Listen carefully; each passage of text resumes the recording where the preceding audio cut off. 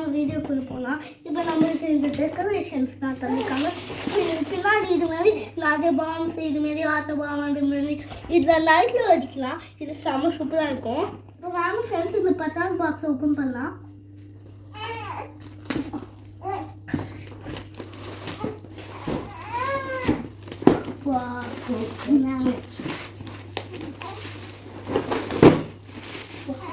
முச்சாச்சுடா. இப்போ ஓப்பன் பண்ணலாம் தான். வாங்க ஓப்பன் பண்ணிங்கன்னா பார்க்கலாம். ஓப்பன் பண்ணலாம்.